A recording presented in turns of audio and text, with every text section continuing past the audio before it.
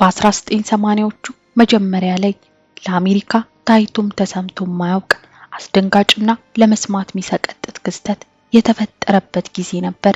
በአሜሪካ ቺካጎ ከተማ ሴቶች ያለምንም ቅድመ ሁኔታ ይታገቱ፣ ይደፈሩና ብሎም በአሰቃቂ ሁኔታ ተገለው በየጎዳናው አስክሬናቸው ይገኝ ነበር። ይህ ታሪክ ለሚሰማው ሰው ልቦለድ ወይም አንድ አስፈሪ ይዘት ያለው ፊልም እንጂ በእውኑ ዓለም የተፈጠረ ነው ብሎ ባያምንም አይፈረድበትም። ይህ ታሪክ ዘ ሪፐርስ ክሪፕ በሚል ስም የሚታወቀው ሴቶችን በመድፈርና በመግደል ለሚያመልኩት ሰይጣናዊ አምልኮ የሰው ልጅን መገበር ስራቸው ስለነበረው ሲሪያል ኪለሮች ነው።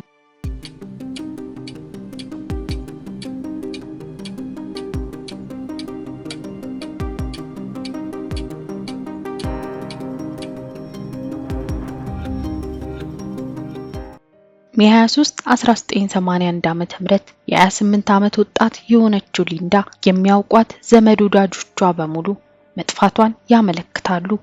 ብዙም ሳይቆይ ከ10 ቀናት በኋላ አስክሬኗ በቺካጎ ቪላ ፓርክ ውስጥ ይገኛል።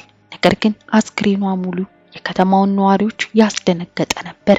ሲታይ በአውሬ ተበልታ እንጂ ሰው ገሏት ለማለት ይከብድ ነበር።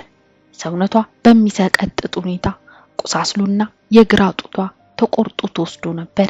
ልክ በአመቱ ሜይ 15 1982 ሎሬን የተባለች ሴት ገና በጠዋቱ ቢሮዋን ስትከፍት ነበር የታገተችው። ነገር ግን ከ5 ወራት በኋላ በአንድ መቃብር ቦታ አስክሬኗ ይገኛል። አስክሬኗ ሲገኝ ግን ልክ እንደ ሊንዳ አስክሬን ቆሳስሎና የሷም የግራ ጡት ተቆርጦ ተወስዶ ነበር። ከ2 ሳምንታት በኋላ የ30 ዓመቷ ሹማክ የተባለች ቻይናዊ እየተዝናናች ከነበረችበት ሃኖቨር ፓርክ ውስጥ ታግታ ትጠፋለች።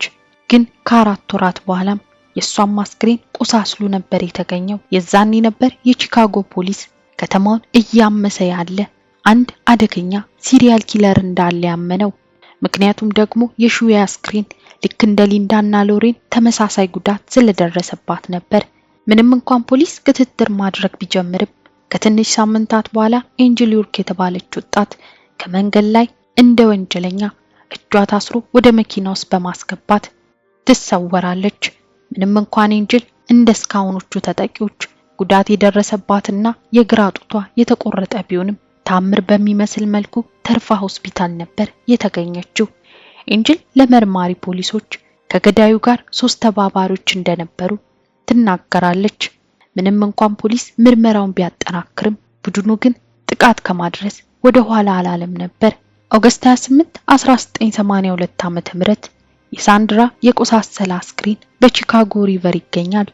የሳንድራ አስክሬን በተመሳሳይ መልኩ ጉዳት የደረሰባትና የግራ ጡቷ ተቆርጦ የተወሰደ ነበር።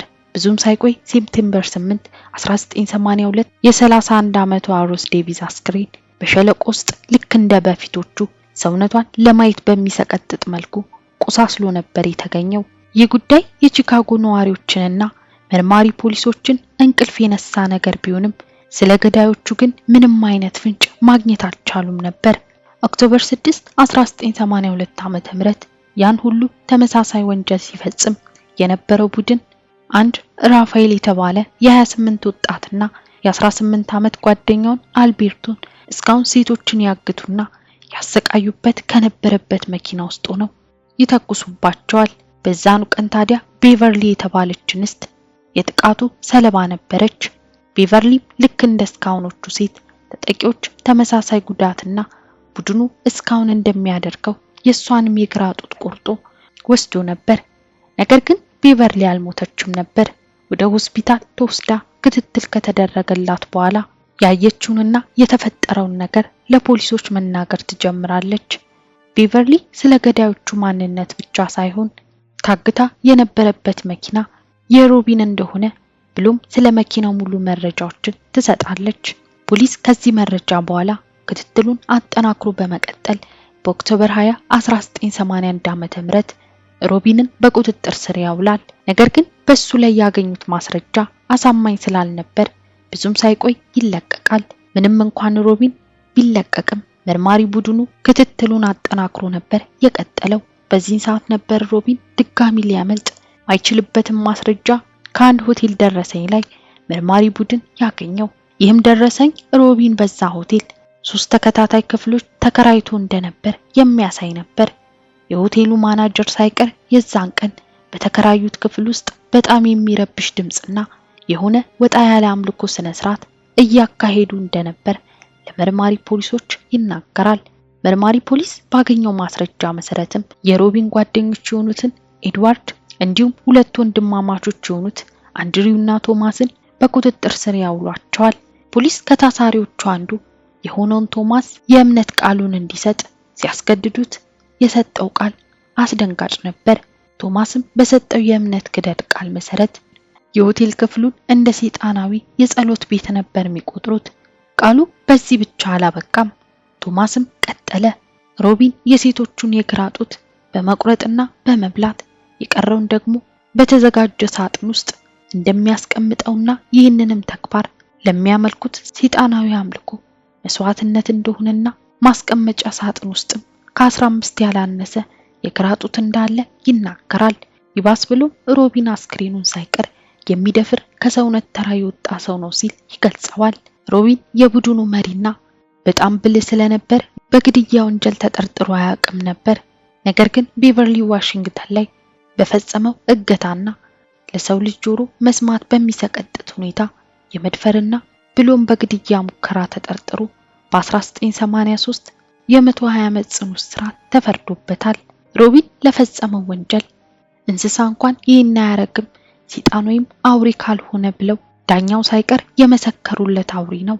በ1984 ኤድዋርድ በሰጠው የእምነት ክደት ቃል መሰረት በ1982 እነዛን 2 ጓደኛሞች ሲገሉ እሱ የሮቢንን መኪና ሲነዳ ነበር እና ሮቢን መኪናውን ቀስ አድርጎ እንዲነዳ አዞት ሽጉጡን በማውጣት ተኩሶ መግደሉን ምስክርነቱን ይሰጣል። ጠበቃው ሲናገርም ኤድዋርድ ሮቢንን ለማስደሰት ምንም ነገር ከማድረግ ወደ ኋላ ማይል ለሴቶች ደግሞ የቁም ቅዠት የነበረ ነው ሲል ይገልጸዋል። ኤድዋርድ በግድያ ሰውን በማገትና በመድፈር ወንጀል ጥፋተኛ ተብሎ ያለምንም አመክሮ የሞት ፍርድ ተፈርዶበታል። በ1985 አንድሪው በግድያ በመድፈርና በማገት ወንጀል ተጠርጥሮ የሞት ፍርድ ተፈረደበት። በስተመጨረሻ ለድርጊቱና ጉዳት ላደረሰባቸው ሰዎች ቤተሰቦች ማዘኑንና የመጽሐፍ ቅዱስ ጥቅሶችን በመጥቀስ መጸጸቱን ተናግሮ ነበር። ነገር ግን ምንም አይነት የቅጣት ማቅለያ ሳያገኝ ወደ ማይቀርለት ሞት ተሸኝቷል። ሌላኛው የዚህ አረመኔ ቡድን አባል የሆነው ቶማስ ነበር። ቶማስ ከሁሉም ማሰብ የማይችል ነበር ሲሆን በ70 ዓመት እስራት ተቀጥቶ ነበር። ነገር ግን በማርች 29 2019 ዓ.ም እንደነሱ ሰይጣን አይደለም አብሬ ተሳተፍኩ እንጂ በማለት በይቅርታ ሊለቀቅ ችሏል።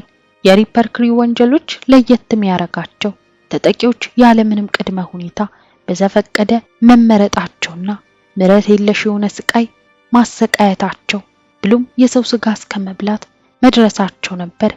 በፈጸሙትም አሰቃቂ ድርጊቶች ቺካጎ ብሎም አሜሪካ መቼም ማረሳው ጠባሳ ሆኖ እስካሁን በታሪክ መዝገብ ላይ ሰፍሮ ይገኛል።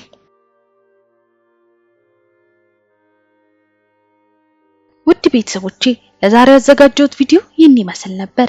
እናንተስ በዚህ ታሪክ ላይ ምን ሐሳብ አላችሁ? ሐሳባችሁን ኮሜንት ላይ አሳውቁኝ። ለዚህ ቻናል አዲስ ሆናችሁ ሰብስክራይብ እያደረጋችሁ ተቀላቀሉ። ቪዲዮ ከተመቻችሁ ላይክ በማድረግ እንዲሁም ሼር እያደረጋችሁ ለሌሎች እንዲደርስ አግዙኝ እያልኩኝ በሌላ አዲስ ታሪክ እስክንገናኝ ድረስ ቸር ቆዩልኝ።